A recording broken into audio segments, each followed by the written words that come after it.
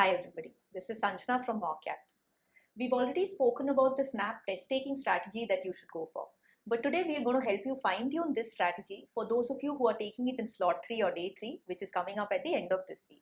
So if you have not watched the earlier video, I'll be linking it in the description. Please go and watch that because I'm going to be referring to the strategy that we've discussed out there. That strategy has worked well for our students. So hopefully this fine-tuning based on what's already happened in slot 1 and slot 2 helps you out. So looking at slot 1 and slot 2, now in the general English section, we had more of vocabulary and grammar questions. They were of easy to moderate difficulty level. I've taken slot 1 and we've had students who've taken slot 2. So this is on that basis. Now, a little bit deeper into this video, we are going to look at what are the exact question types and all of that.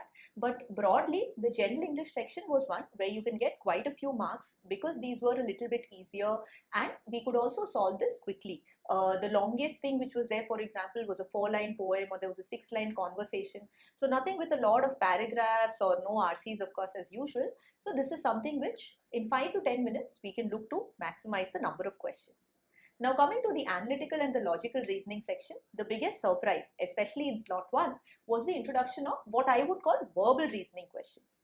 By this I mean things which tend to come up in NMAT or even a little bit of the ZAT decision making type of questions, things like cause and effect, assumptions, arguments and all. Again, we'll be looking at it in more detail so that you get an idea of the questions.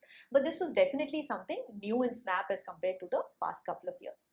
Overall, this section was of moderate difficulty. There were some questions which we could immediately solve, but there were some questions which were time taking, and especially the VR part where we had to read through, or some of the analytical questions where we had to maybe solve or figure out a sequence and things like that were a little more on the time taking side. I had a similar experience in the quant and DI, and that seems to be echoed by most of you guys who've taken SNAP in either of these slots or even both of them. There was no data sufficiency. It was quant and a couple of DI questions. It was of about moderate difficulty. If I compare it with last year's SNAP, there were probably some questions which were on the tougher or on the trickier side. The main thing is that it was calculation intensive. So every question took time. There were some questions which we could solve really quickly, but most of the questions you would take some time to solve. And that's what's overall made this year's paper a little longer than the previous year's paper. Personally, to me, this seems to be a surprising strategy because when you look at it, we already have 60 questions in 60 minutes, and usually the accepted score is somewhere around 40 plus marks for SIBM. So making the questions a little bit longer does mean that the score which we will need for the required percentiles is expected to drop this year, again based on slot 1 and slot 2. Of course, we'll get more clarity once everybody's marks are out and so on. And a key differentiator this year would have been how good you are in the English section and what is your reading speed. Because the GE section was a little easier and there were more reading questions which were there in the analytical and logical reasoning section, if you're quick at reading and verbal is your strength, definitely you would have done well in SNAP. Now let's look at it a little bit more in detail. So when we come to the general English section, there were largely questions on vocabulary and grammar. In vocabulary, we had a couple of compound words. These were easy to figure out. There was a prefix or a suffix question depending on the day you're taking the exam. They also tested our vocabulary in terms of a direct synonym question. There were fill in the blanks where the words we had to really figure out the meaning. There was also a question on spelling. And there was an interesting question which was a proverb based question. So there was a conversation and you had to figure out which line was similar to the proverb which was given. So this was of course a little trickier and a little more time taking than simply giving us 4 choices as to which of the 4 is the meaning of this proverb. We did have a similar question last year where we had almost like a fill in the blank, and I remember the question was something like a slap on the wrist, which is like a light reprimand instead of like a harsh punishment, and but there it was like a fill in the blank and the options were like slap in the face, slap in the wrist and so on. So this did make it a little bit more time taking, and this is a theme which we will see throughout SNAP this year. Coming to the grammar bit, there were parts of speech questions differentiating between adjectives, adverbs, conjunctions, tenses, and active and passive voice were also checked. From the pure grammar perspective, of course, tenses will also be something I will count in grammar, but we also were asked which of the following sentences were grammatically correct or incorrect, and even some of the fill in the blanks had prepositions which we needed to fill in and so on. Other things which were there is identifying, sentences without objects, converting speech to reported, and so on.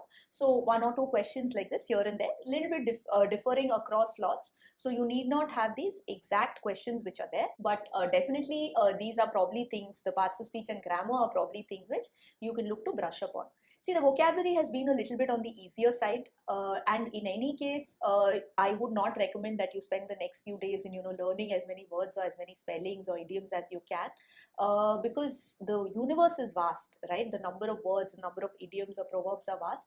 The chances that, you will learn something which will come up are a little bit on the lower side. So it might make more sense to focus on things like grammar, so that whatever questions they throw at you, you're actually able to tackle and get it right. On the analytical and logical reasoning side, like I said, the biggest surprise was the inclusion of verbal reasoning. So we had questions where they asked us, what is the implicit assumption in the paragraph given? Again, I think the word assumption was not there in the question and only the word implicit was there. I could be wrong because, we're not getting the response sheets, of course. But if you have the word implicit, you should know that this has to be an assumption. On the flip side, we also had, a paragraph where we had to figure out what is an appropriate conclusion.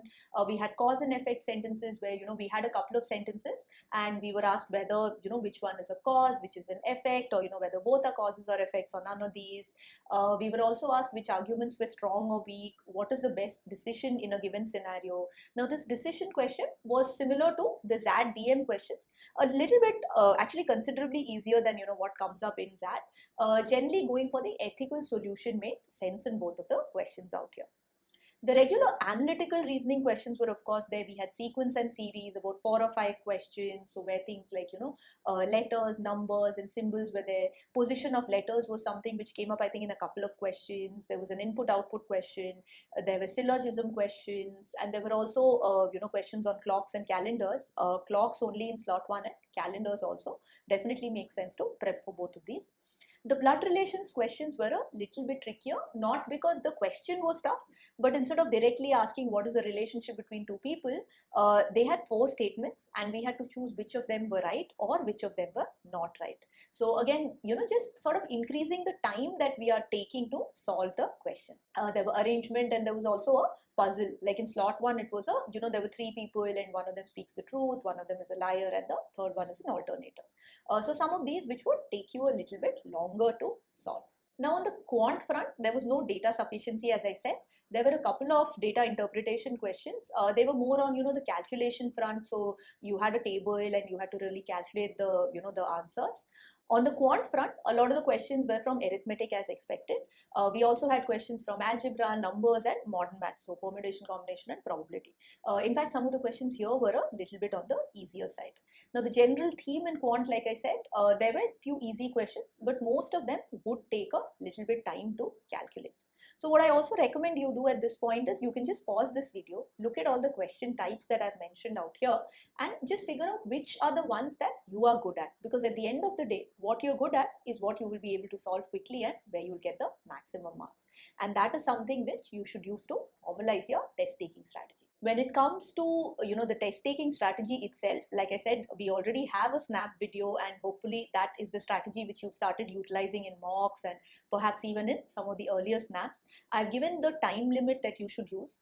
I would tweak it a little bit. I've recommended about 10 minutes for the general English section. I would say 5 to 7 minutes would be good for those of you who are good at this because there's not much to read. And many of the questions you can look to solve in 30 to 40 seconds.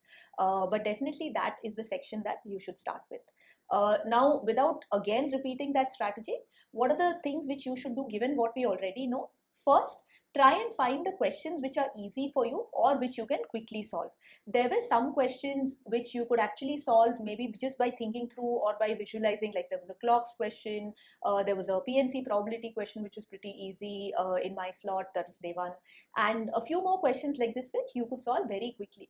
So make sure that you're getting to the end of the paper and you're finding these questions first. If you have questions which you can quickly solve, those are the ones which are going to help you to maximize your score. Second is, please work with your strengths. Now, if verbal is your strength, then definitely this is a test where you can do really well. But if quant is your strength, that doesn't mean that you should spend the bulk of your time on verbal and not do anything on quant. You could look to solve as many quant questions as possible because there's no sectional timer, there's no sectional cutoff, and we just need to maximize the overall score. So make sure that you tweak my strategy a bit so that you're spending a little bit more time on whatever is your strong area. And if it is quant, maybe even some of the questions which are taking a little bit longer, you should probably stick with it. Just make sure that you're maximizing the total questions attempted for sure. So you still have a few days. It's a 1 hour test. You can look to take maybe a mock every day, spend some time in analyzing, focus on your test taking strategy and whether you're getting to the end and finding all the easy questions or not. If you do this, this itself can boost your score considerably in the day 3 snap. So all the best to you from everybody here at Team Mock Camp.